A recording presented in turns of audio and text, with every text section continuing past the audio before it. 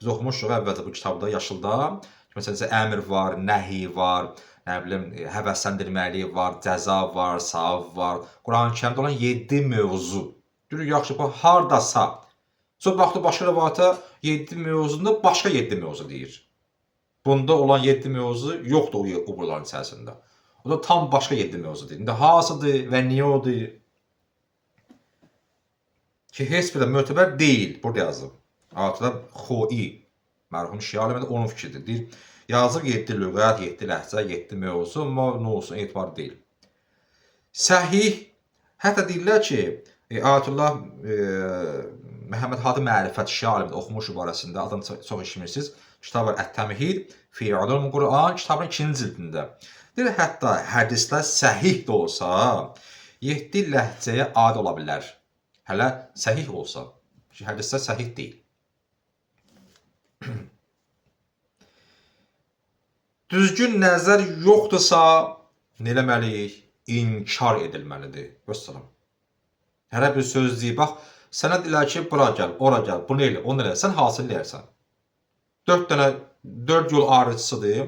Hərə sənə bir söz deyir. Sən normal bir şeydə, məsələn, yeməyin bişirilməsi, hansı dükan, ora, bura, hər hansı məsələdə sənin qarşına yollar qoyurlar, elə deyil. Sən hansını qəbul edərsən?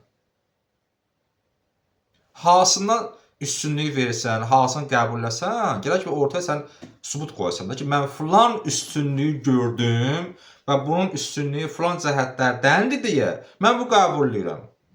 Sübutdan ortaya qoysaq, qəbul edirlər. Amma insan qalır ortada. Namazda şək var, şək edirsən. 3 deyəm, 4 deyəm. Nə edirsən? Heç sən bilməyəndə fikir qoysan 4-də və hökm bilirsiniz də. Bəzi halda şək edirsən 2-də, 3-də, 2 rəkətdə, namaz sübh olduğu üçün batildir. Şam olduğu üçün batildir. Bu misal var. Deyir, heç bir dəqiq nəzər yoxdursa, cavab nədir? İnsanı edirsən, rədd edirsən, inkar edirsən, heç birini qəbul eləmirsən.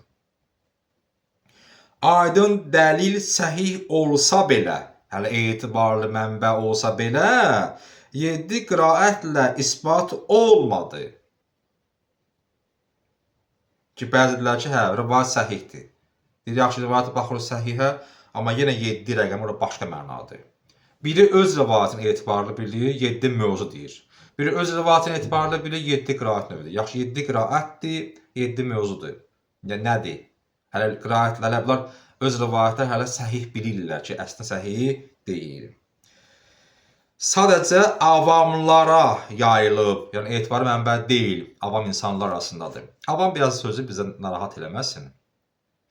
Avam var şərtimizdə. Biz deyirik cahildə, dində cahil deyirlər. 2 növ cahil var, bu fikrimizdə var. Avam deyəndə biraz narahat olmayaq. 2 növ cahil var, 2 növ avam var, yəni bilməyən var. Biri müqəssirdir, biri qasirdir. Biri bilə bilərdi, amma bilmədi deyə avam oldu, bu günahkardır. Biri avamdır, bilmir, amma bilə bilməzdi, öyrənə bilməzdi. Bu üzürlü cahildir, üzürlü avamdır. Məsələn üçün, seyid olanlar başlarını qoyurlar qara əmmamə. Mən seyid deyiləm, məndə ağdır. Ağ və qaradır da, düzdür. İndi bu sahədə deyirlər ki, hə, avam deyirlər. Elmi cəhətdən yox, ha. Yəni, o nədir əmmaməsi? Deyirlər ki, hə, məsələn, avam rəngi, yəni ki, ağ rəngində. Nəinki, üzrsən, tupoy deyərlər, biz avam, heç sən bilməyən, nə bilim, elmsiz, o mənə təhqir ünvanına deyil. Ağır etmək üçün deyirlər ki, avam rəngində, yəni ağ rəngdə seyid deyil. Seyid və seyid olmayan, seyid və avam, belə bir ifadə var o geyimdə. Amma dini mətnlərimizdə gələr, dini ifadələrdə elmi baxımından göstəriləndə, təkərlən, əmmamənin rəngi baxımından seyid avam deyirlər. O başqa bir məsələdir.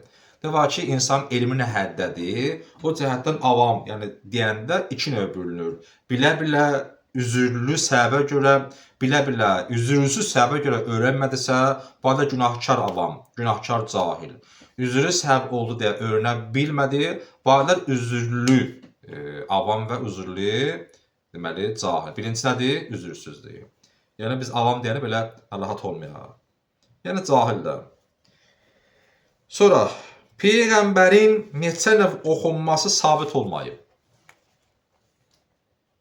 Hələ Peyğəmbərin neçə növ oxunması sabit olmayıb. Biz də Peyğəmbər sünnəsiyik, yəni sünnəsi ilə, qoyduğu qanunla gedirik. Nədir biz 7 növ oxuyaq? Əvvəla Peyğəmbərin 7 növ oxunmasını ortaya sübut qoyun. Ki, har yazılır ki, Peyğəmbərimiz 7 qiraat eləyərmiş. Və oxumayıb, isbat olmayıb və oxumayıb da. Mən necə eləyim? Yəni, bir şey ki, şək var onda, Peyğəmbər eləyib eləməyib, mən necə eləyim? Bəlkə sənə deyəniz özə eləmirlər, sənə qala qurbanlıq verirlər. Deyib, belə yaxşısan, əli süt öz başına, əli süt yağlı başı süt öz əlbədə hələ. Bəs sən özün niyə eləmirsən? 7 növ oxumursan, bizi oxutursan. Peyğəmbər oxunması sabit olmayıbsa və oxumayıbsa, biz niyə oxuyaq ki? Qarilər qiraət ixtilafları ilə tanış olurdular, daha düzgün qiraətləri öyrənirdilər. Hamısı tanış olurdular, bunu öyrəndilər. Demişəm, hər elm tətbiq üçün deyil. Hər bilməyi, sən bildiyin şey ki var, onu həyata, keçirmirsən həyata, tətbiq deyil, praktik üçün deyil, nəzəridir, bildin və salam. Hələ insan hər bildiyini eləməlidir.